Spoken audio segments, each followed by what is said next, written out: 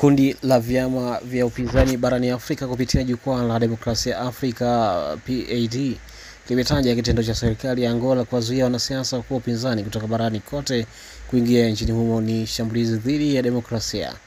Katika taarifa yao ya pamoja limesema kitendo cha mamlaka za Angola kuzuia karibu viongozi wakubwa wa upinzani karibu 40 kutoka nchi zaidi ya 20 ni kampeni ya kimfumo na ya kijinga kushambulia na kudhoofisha maendeleo kuelekea demokrasia na uwajibikaji barani Afrika. Viongozi hao walizuiwa katika uwanja wa ndege wa Luanda walipowasili kushiriki katika mjadala wa siku 4 wa jukwaa la demokrasia Afrika iliyoandaliwa na taasisi ya The Thirsty Foundation ambayo ilianza Machi 13 na yatakamilika Machi 16. Baadhi ya viongozi waliozuiwa ni na kunyang'anywa hati zao za kusafiria na wengine kuzuiwa kwa zaidi ya masaa 9 kwenye uwanja huo wa ndege. Ni pamoja na makamu wa kwanza wa rais wa Zanzibar Othman Masudi ambaye amelaani kitendo hicho.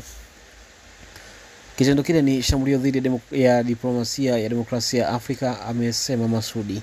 Mbali na kiongozi huyo ambaye ni mwenyekiti wa chama cha upinzani cha ACT Wazalendo cha Tanzania, alikuwepo pia rais wa zamani wa Botswana Ian Khama, waziri mkuu wa zamani wa Lesotho Moeksi Majoro, rais wa zamani wa Colombia Andres Pastrana Arango na wapinzani wengine 24 ambao walishikiliwa kwa saa 9 kwenye uwanja huo.